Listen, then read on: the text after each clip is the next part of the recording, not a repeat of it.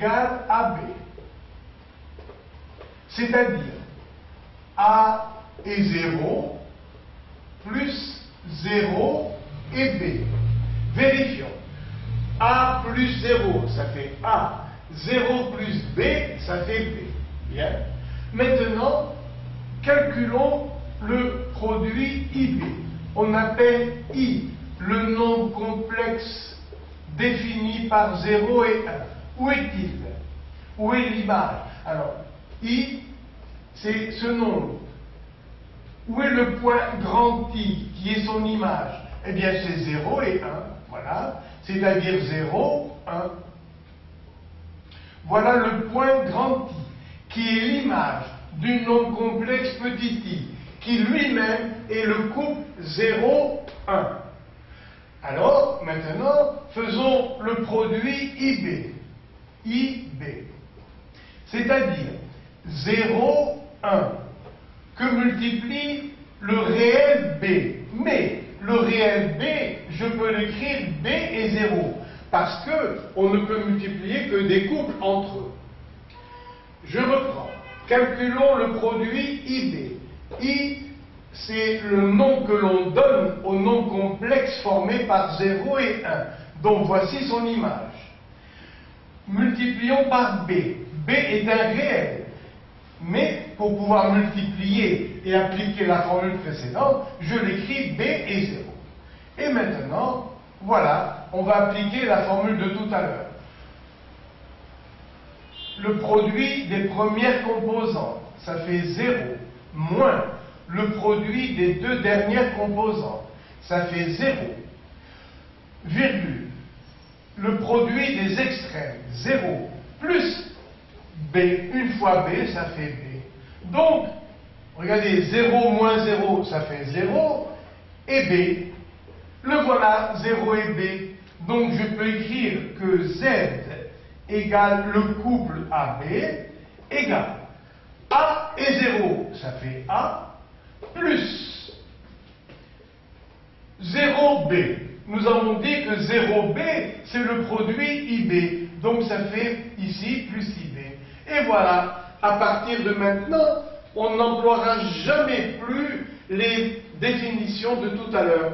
On va écrire un nombre complexe sous la forme A plus IB. Mais, je vous ai dit tout à l'heure qu'un nombre complexe est un couple. Où est le couple ici? Ah, le couple est caché dans le nombre I. Voilà le couple I, c'est 0 et 1. Donc on a bien un couple, mais écrit sous une forme agréable. Très facile à employer. Donc, au lieu du couple, c'est terminé l'écriture en couple. Terminé. On dira toujours Z égale A plus IB. Maintenant, nous allons multiplier I par lui-même. Nous allons calculer I carré. Ça veut dire I fois I. I, c'est le couple 0,1. Pour une dernière fois, je mets les couples. Que multiplie I? Ça fait 0,1. Voilà. Calculons I carré, c'est-à-dire I fois I. I, c'est la première lettre du mot imaginaire. On s'en sert pour le couple 0,1. 0,1 que multiplie lui-même. Allons-y. Ça fait le produit des deux premières composantes. Ça fait 0, moins le produit des deux dernières composantes. Ça fait moins 1. Point virgule. Après, le produit des extrêmes. 0 fois 1, ça fait 0, plus le produit des moyens, 1 fois 0, ça fait 0. Donc, qu'est-ce qu'on trouve? On trouve le nombre complexe, moins 1 et 0. Tiens, on a dit tout à l'heure que tout nombre qui s'écrit A et 0 est égal à A. Donc, ici, moins 1 et 0, eh bien, ça fait moins 1. Voilà pourquoi, aujourd'hui, dans les manuels, on vous dit acceptez la formule I carré égale moins 1. Je viens de vous en faire la démonstration à partir des formules initiales. I carré égale moins 1. Je refais ce produit. Alors, calculons I carré. C'est tellement important qu'il faut que je refasse. I carré, c'est I fois I. C'est-à-dire le couple 0,1 que multiplie lui-même. C'est une dernière fois vraiment promis que l'on se sert des formules du début. Alors, ça nous donne le produit des deux premières composantes, ça fait 0, moins le produit des deux dernières, ça fait moins 1, point virgule. Le produit des extrêmes, 0, plus le produit des moyens, 0. Ça nous donne moins 1 et 0. Où est-il, ce moins 1 et 0? Le voilà. Il est sur l'axe qui porte les réels. Voilà, moins 1. Vous voyez, voilà, ce point est l'image de moins 1 et 0, c'est-à-dire le réel moins 1. Donc, vous retiendrez que I carré est égal à moins 1. À quoi serait égal I au cube? Eh bien, c'est I carré fois I. I carré vaut moins 1 fois I, c'est-à-dire moins I. À quoi serait égal I4? I4, c'est I2 fois I2, c'est-à-dire moins 1 par moins 1, et ça fait plus 1. Soyez tranquille, vous vous en servirez des centaines de fois de ces résultats. Alors, donc, je continue mon paragraphe. Donc, l'écriture cartésienne, c'est Z. Au lieu du couple AB, on écrira A plus IB. Et voilà. Encore un petit paragraphe. Opposé ou conjugué. Si Z égale le couple AB, c'est-à-dire A plus IB, quel est l'opposé de Z? Eh bien, ce sera moins A et moins B. Voilà. Donc, ça fait ici moins A, moins IB. Graphiquement, qu'est-ce que ça donne? Eh bien, voilà M, image de Z. Où est moins Z? Il est symétrique. Hein, l'image M' de moins Z est symétrique de M par rapport à l'origine, parce qu'on a moins A et moins B. Voici A et B, et maintenant, voici moins A et moins B. Le conjugué maintenant. Si Z s'écrit A plus IB, le conjugué de Z, voici la notation, c'est A moins IB. Alors graphiquement, qu'est-ce que ça donne? Voici M, image de Z. Où est l'image du conjugué? La partie réelle est la même, mais la partie imaginaire a changé de signe. Donc voilà le point M' qui est l'image de Z bar. La notation pour dire conjugué consiste à mettre un petit trait et on dit Z bar.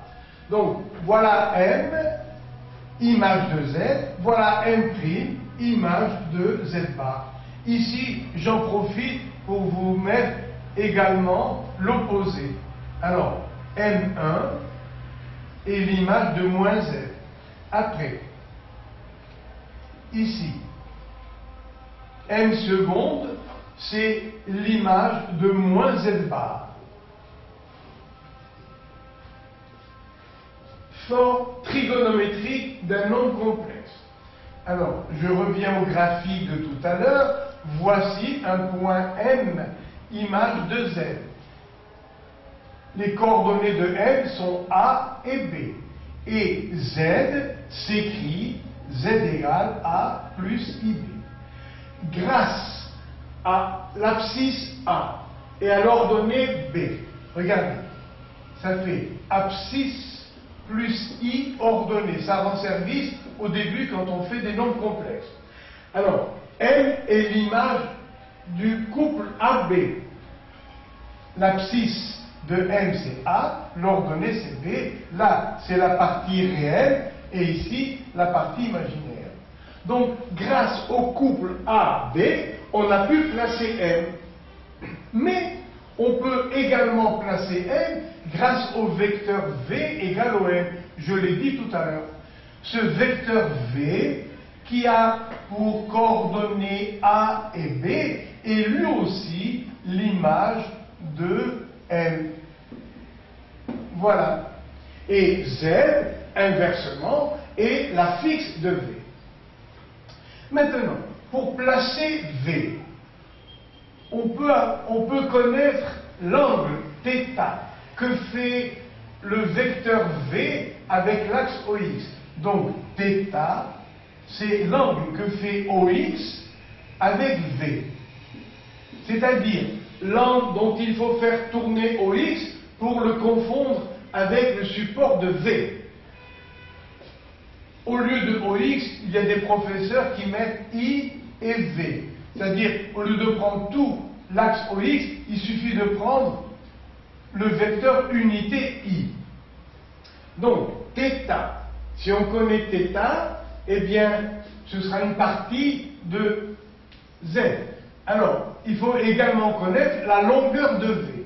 La longueur de V s'appelle la norme de V, mais quand il s'agit de nombres complexes, on emploie un autre mot et on dit module. Module de Z. Ne confondez pas ces deux notations. Ça, c'est la longueur de V, appelée la norme de V. Et pour dire la longueur de ce vecteur qui nous amène jusqu'au nombre Z, on dit module. Et voilà comment ça s'écrit, module de Z. Donc grâce à ces deux nombres, vous voyez, c'est-à-dire à l'angle θ et au module, on peut placer M. Donc on connaît Z. L'angle θ s'appelle argument. Et Z s'écrit alors avec le couple module de Z et argument de Z, c'est-à-dire θ. La longueur de Z, on l'appelle souvent ρ. Donc Z est défini par ρ et θ. ρ, c'est le module de Z et θ l'argument. Si on connaît ces deux nombres, on peut placer le point M, donc on connaît le nombre complexe Z. Pourquoi ai-je mis maintenant des crochets?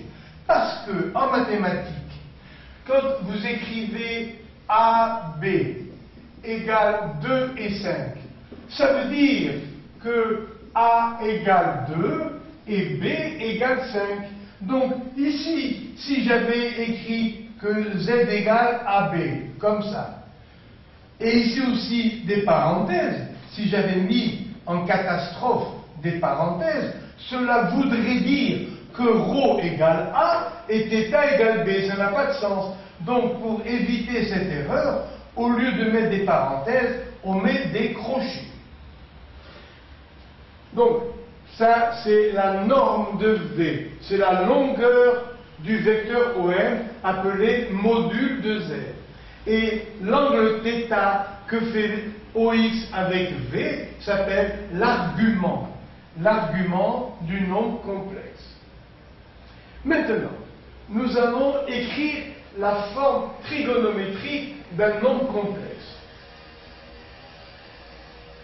J'ai, par hypothèse, Z égale A plus IB. Nous allons écrire maintenant avec ρ et θ. Bien. Dans ce triangle rectangle, cosinus θ égale côté adjacent sur hypoténuse. Ça fait A sur ρ. A peut être positif ou négatif, bien sûr. Donc, A égale ρ cosinus θ. Après, sinus θ égale B sur ρ. Donc, regardez le produit en croix, ça fait B égale ρ sinus θ. Remplaçons ici. Ça nous fait Z égale A plus IB. Et A, c'est ρ cosinus θ, plus I fois B, c'est-à-dire ρ sinus θ. Donc, finalement, on met ρ en facteur, et ça nous donne Z égale ρ